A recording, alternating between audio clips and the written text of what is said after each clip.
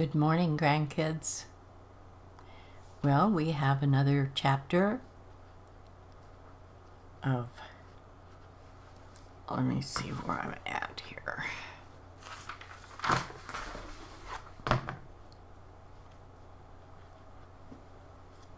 We're on chapter 5 of Dorkly.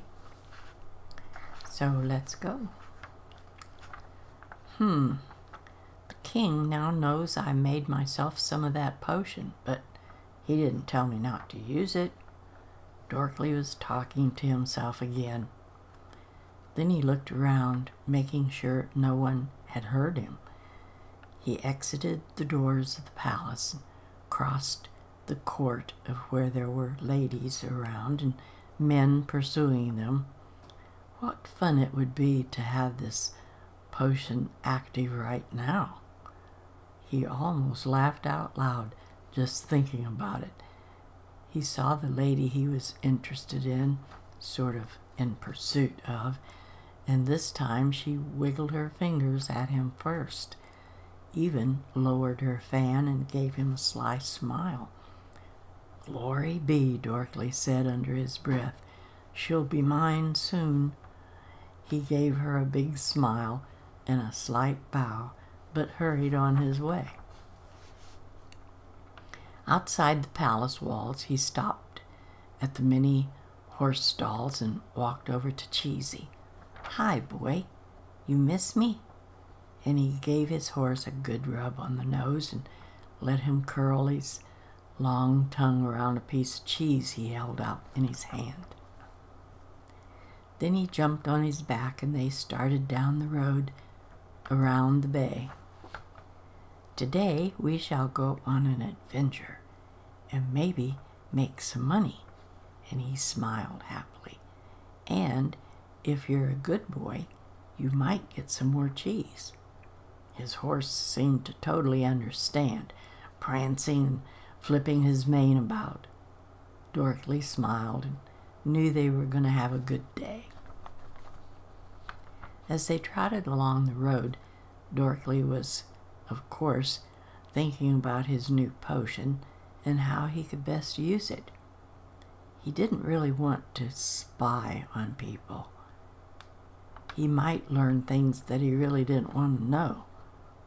Also, he could get in plenty of trouble. As he passed Corkscrew Mine, he remembered an old miner he talked with there some time back. The miner had given him an old sword and some money so he could get him a new sword. While there, he had asked how the mine had gotten its name. The man had laughed and said, "Well, we drink a lot here and have corkscrews all over the place from pulling the plugs out of the bottles.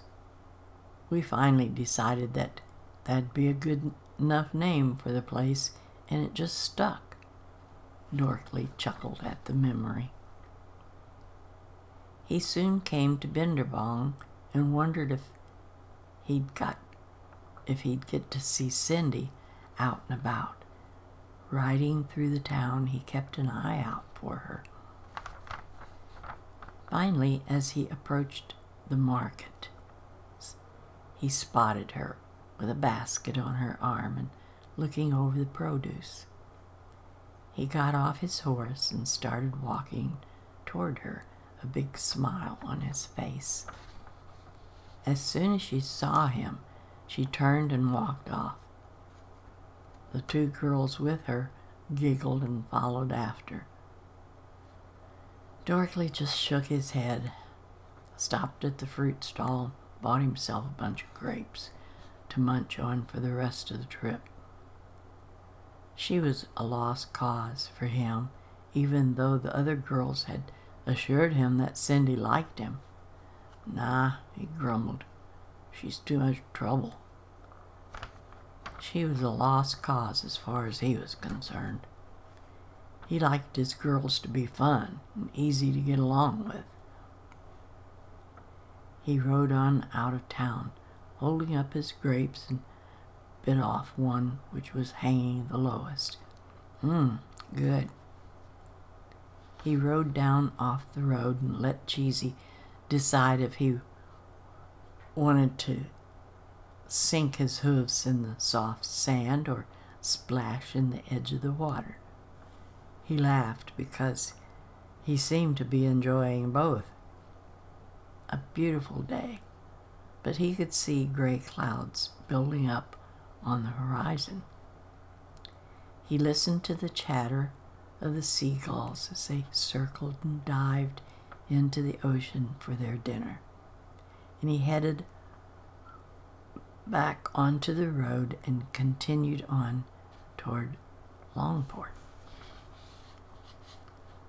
Longport was a little larger town than the other villages and was more interesting. He entered the town, and the narrow streets were crowded, full of noise. He left Cheesy comfortable in a stable and started pushing his way through the busy street. There was lots to see and a lot of noise with all the people talking and laughing and calling out to one another. The vendors were loudly hawking their wares, and he could hear someone earning some coin by playing a lively jig on his flute. He loved coming to Longport. It was so different than being at the palace, and much more fun. The young wizard had made this his home away from home. He kept a room rented at one of the 2 inns, and that was where he was headed. The inn was named Clinkston Inn because it did sort of clink against Clinkston Inn because it did sort of cling against the base of a low hill at the back side of the town. Dorkly entered, tipping his pointy hat toward the bushy-headed man behind the desk, and went on up the slightly squeaky stairs to his room. From a deep pocket in his gray robe, he pulled out a key and opened his door. He stood there a second with a smile on his face, just taking in his own personal space. He went on inside and shut the door. He plunked the key down on the little table beside his bed on the left, then went over to the right and pulled out some clean clothes to wear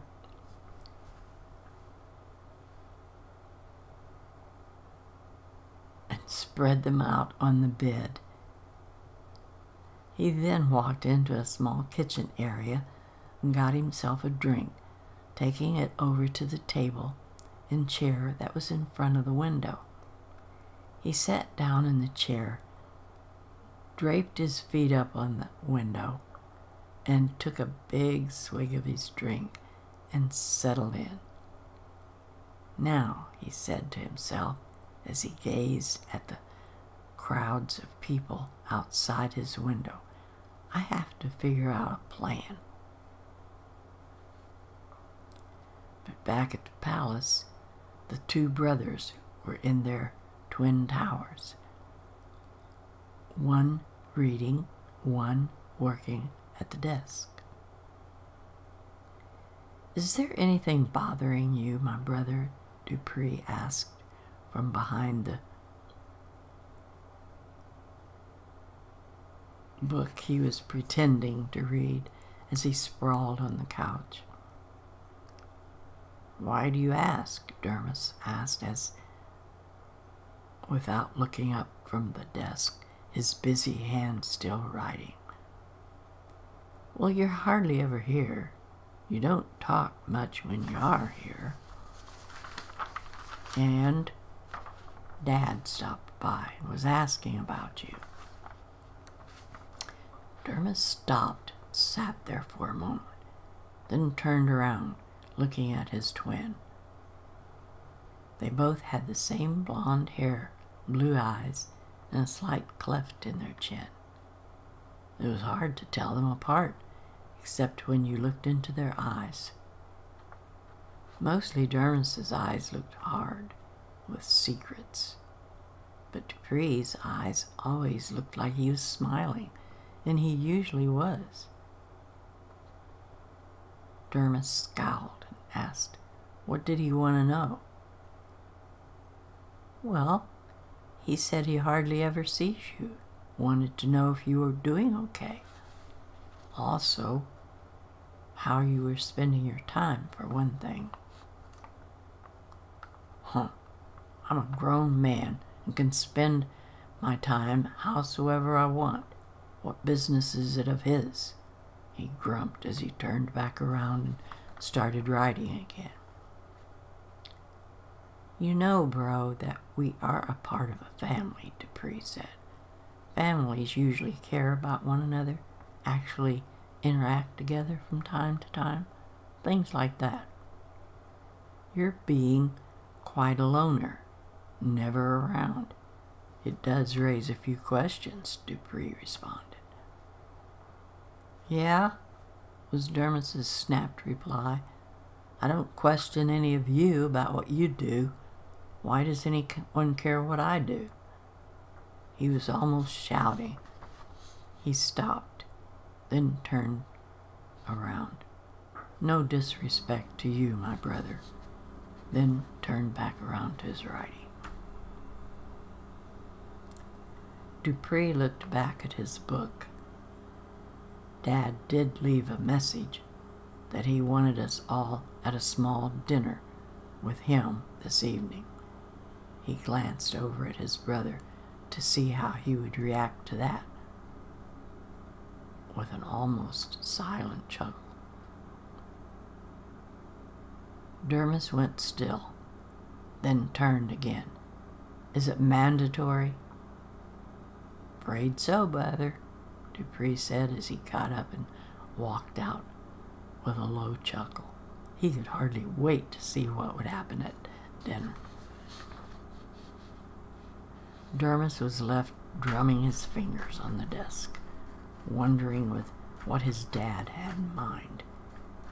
He started figuring out what he would say and what he wouldn't say, and wondering how soon he'd be able to leave the table. He had an important meeting tonight in Longport. So that's the end of the chapter for today. Maybe next chapter we'll find out what Dupree is up to. I don't know.